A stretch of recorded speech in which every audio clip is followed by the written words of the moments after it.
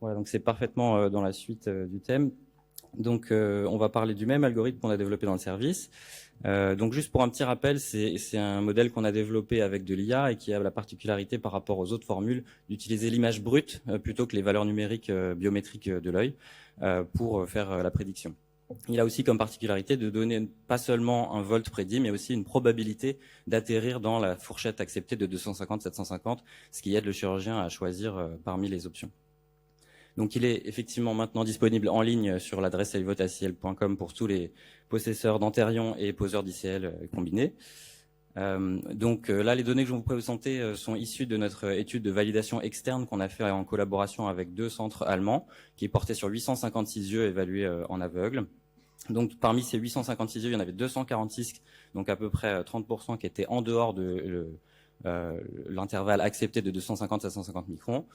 On a introduit une nouvelle manière d'évaluer rapidement les résultats de l'algo, qui est SMI, qui est donc la taille suggérée par OCOS moins la taille implantée. Enfin, pardon, la taille suggérée par notre modèle moins la taille implantée, qui est donc là implantée selon OCOS. Ça permet d'avoir un graphique très rapide pour lire les résultats. Donc ces deux rectangles-là, c'est les valeurs qu'on veut pas, c'est les yeux qui sont tombés en dehors de l'intervalle souhaité. Ici, c'est la ligne où l'algorithme proposait la même chose que OCOS. Ici, c'est là où on est moins bon que OCOS. Et là, c'est là où on est meilleur que OCOS. Et on voit qu'on a quand même une majorité de cas où on est meilleur.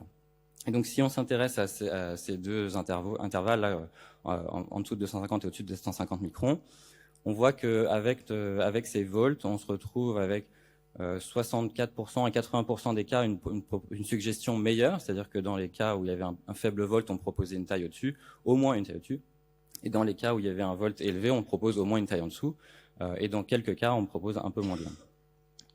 Alors, il y a un facteur qu'on peut retenir, qui est l'âge, qui n'est pas du tout pris en compte dans la formule OCOS.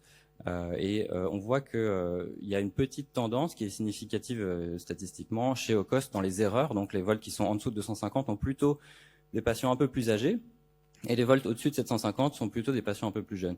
Nous, nos erreurs, déjà on en a moins, et elles sont pas du tout corrélées à l'âge. Et ce lien à l'âge, il est évident, il est lié à l'augmentation de volume du cristallin avec l'âge.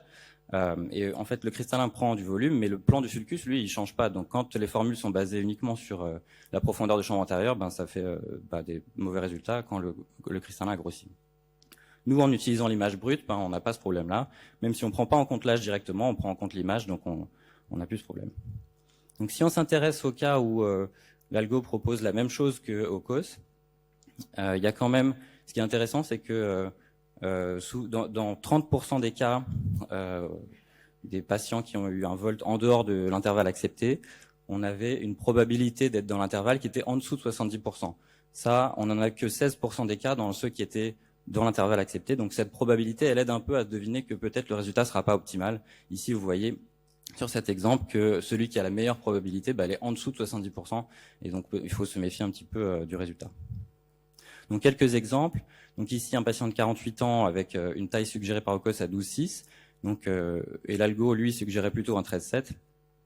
Le 12,6 a été implanté avec un volt à 0. Il a été échangé pour un 13,2 avec un volt à 155 microns. Donc voilà, probablement que le 13,7 était sans doute une meilleure idée que le 12,6. Ici une patiente de 32 ans où OCOS suggérait un 12,6. Intéressant, ces volts suggéraient qu'il y aurait probablement un risque de rotation avec le 12,6 et un volt un peu faible.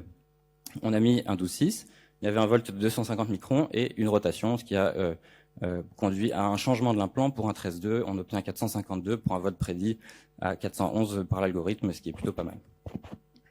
Ici, donc ça c'est une image fournie par Dr Gaurav Luthra en Inde. Le pauvre, il a un antérion qui a une source lumineuse qui était un peu faiblarde à ce moment-là, mais l'algo a quand même plutôt bien fonctionné dessus. Pierre, on va conclure. Pardon ? On est au bout du temps. Ah zut, ok, bon, je me dépêche. Ok, 12,6 suggéré par OCOS, faible volt, rotation, ce qui était prédit par ces volts. Le 13,2 d'après était un petit peu mieux, et c'était a priori un 13,7 qui était la meilleure solution. J'accélère un petit peu. Et celui-là, c'est intéressant, c'est un cas fourni par le docteur Tobias Dunker en Allemagne, qui s'en sert de l'ICL pour faire des add-ons. Et donc là, le calcul est un peu acrobatique. Donc ils ont demandé à Star de l'aide, qui suggérait un 13,2 Alors là, il n'y a pas de problème de low volt dans ces cas-là, mais il faut éviter de fermer l'angle et on veut pas de rotation. Et même si c'est très expérimental, c'est intéressant de voir que notre modèle suggérait le 12-1, le Dr Dunker nous a fait confiance, et on se retrouve avec un vol très proche de ce qui était prédit, pas de fermeture de l'angle et pas de rotation. Voilà.